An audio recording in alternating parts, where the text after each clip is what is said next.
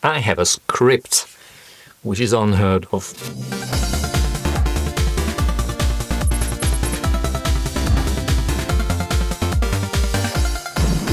If I say the name Amstrad, you will probably say Alan Sugar. And you would be right. If you don't know what Amstrad is or who Alan Sugar is, then you probably didn't grow up in the UK. But back in the 80s and the 90s here in the UK, Amstrad was a huge successful business. They were everywhere. Home audio and video entertainment, calculators, and even computers. Their main strategy was to steamroll markets with affordable products that got the job done. They've done this for many things, including computers. And there is no better example of that than the PCW computer family they introduced in 1985. Other businesses were chasing the next big thing, like 16 or 32-bit computing, color graphics, and higher resolutions. Not so much Amstrad though, because they were using old and proven technology in order to cut costs. And when I say old, it was old in 1985 already. The Zilog Z80. It was an 8-bit processor launched in 1976, designed by Federico Faggin. The Z80 was designed to be software compatible with the Intel 8080. By the time Amstrad launched the PCW in 1985, the Z80 was already a decade old. But that's exactly what made it perfect for Amstrad. The Z80 was mature, proven, widely available, and cheap to source. It had only about 8,500 transistors, which meant low manufacturing cost. In 1984, the TSR-80 Model 1 designer admitted that as an industry we haven't found a compelling reason to buy a computer for home. That is, other than word processing. And Alan Sugar here in the UK came to the same conclusion. He figured out that if he could put together a word processing computer with all the required peripherals, including printer, then people would buy it. The Amstrad 8256, it has a big 256K memory, high-resolution monitor, with built-in disk drive, fully integrated printer. Amstrad 8256, more than a word processor. And it worked. They sold over 8 million units of the PCW family over the next couple of years. They were successful introducing computers. They tricked people to use computers. For the mere £400 price, they were able to sell the computer as a whole unit with a monitor, disk drive, and a printer, and it's been packaged with CP/M operating system, LocalScript word processor, and a Malad basic interpreter. In 1986, the Amstrad PCW was described as the bargain of the decade. And it became successful because the Z80 CPU allowed developers and software houses to quickly port their applications to the PCW family, including spreadsheets, databases, small accounting software. Around lunchtime, the computer was able to serve its home customers and small businesses for their need. And it turns out Amstrad was right, because most of the people and small businesses did not need cutting-edge technology. They just needed something to get the work done. And despite the competition being more feature-rich, like color monitors and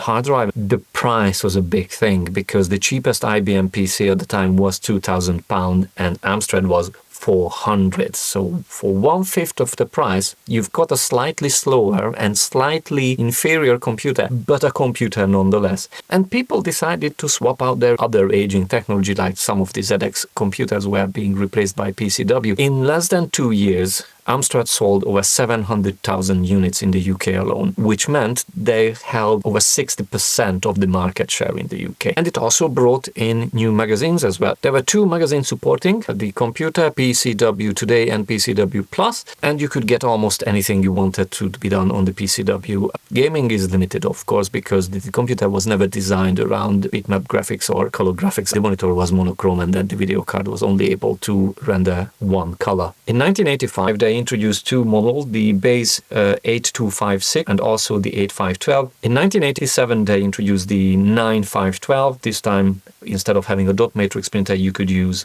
the daisy wheel printer. In 1991, they brought in the 9256, the budget version of the 9512, and also 9512 Plus. And also the 9512 Plus came with an additional printer port, so you could use, for example, a Canon BubbleJet printer. In 1993, they released the PCW10, which came with 512 kilobytes of RAM. The LocalScript was upgraded. In 1995, they released the PCW16 with 16 megahertz of CPU speed and 1 megabyte of RAM, and it came with its own graphical user interface. Production ceased in 1998. By this time, 8 million computers have been sold.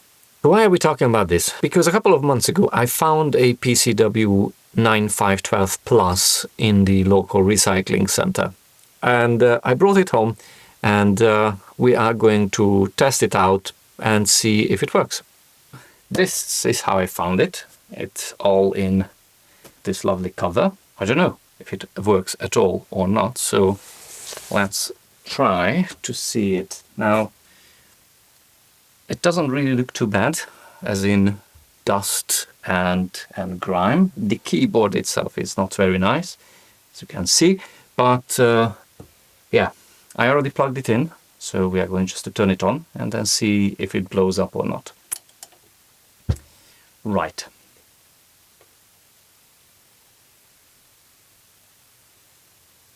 Okay, so we've got light, which we can adjust. So this means that at least the CRT works itself.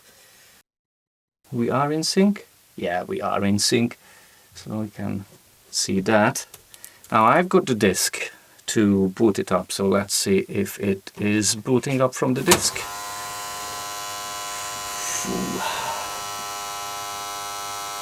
Yeah, no activity.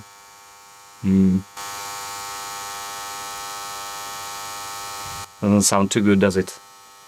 Right, let's try to restart it with the disk inside and see if it's just a quirk of the device or we are actually having an issue with booting. So let's come back online. Oh! Made a weird noise. But apparently no difference. So I think we have to disassemble it. Let's do that. Right.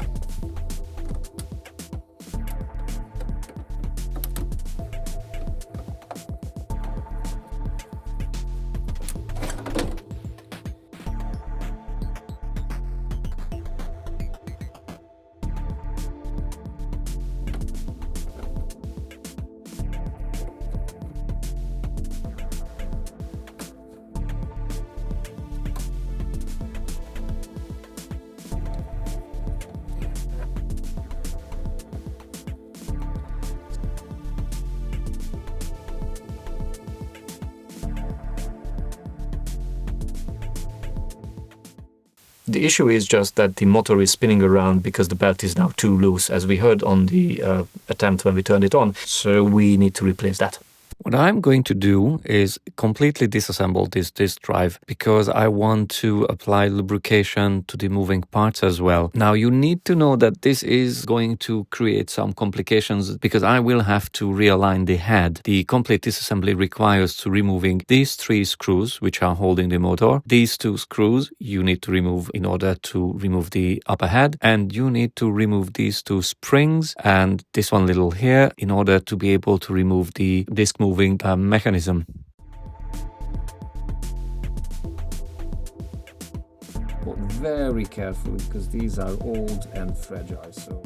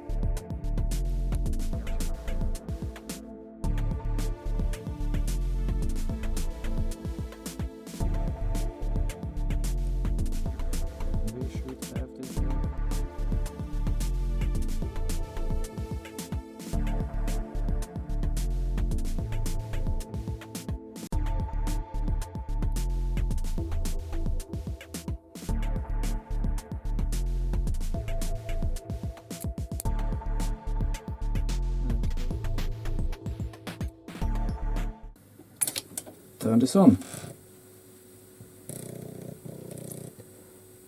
Well, we've got head movement, that's for sure.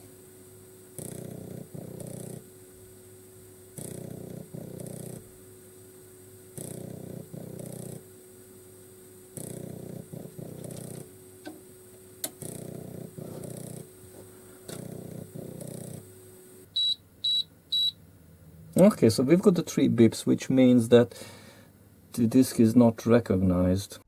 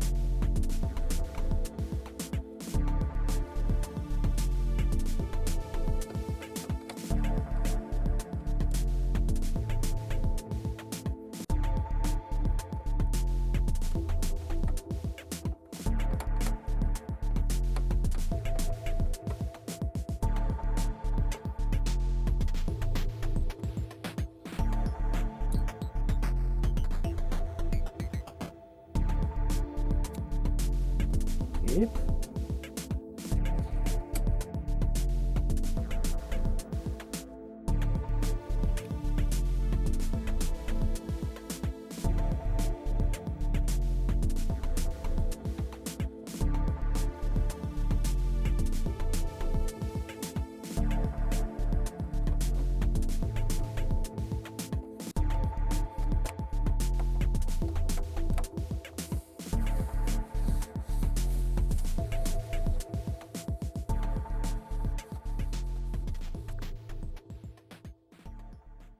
So that was it.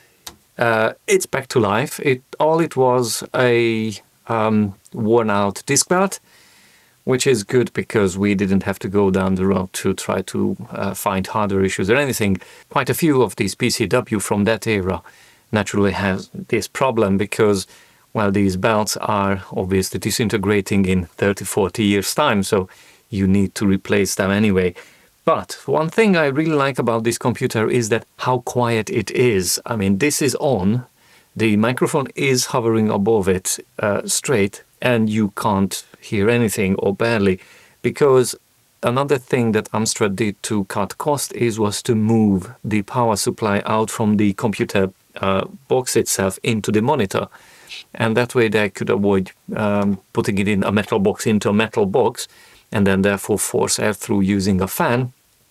Obviously, the air has to circulate around the monitor anyway, so using or tapping into that power supply itself is another way to save cost and save parts and reduce complexity and make it quiet, whisper quiet. Okay, I think that's another successful rescue from the recycling center and a great addition to my collection. What about the PCWs today in 2025? There is an active community around the PCWs, so you can find softwares, applications, games. You can do modding as well. You can replace the drive if you want to do SD cards or other options as well. So there is quite a lot of things you can still do today with the PCW. There's a new operating system for it called SymbiOS, which offers a fantastic graphical user interface even for these monochrome PCWs. I did try to get the latest version, 4.0, but as of this recording, it is still not available. The website says delayed, but you can try it online in the browser, link in the description. All right.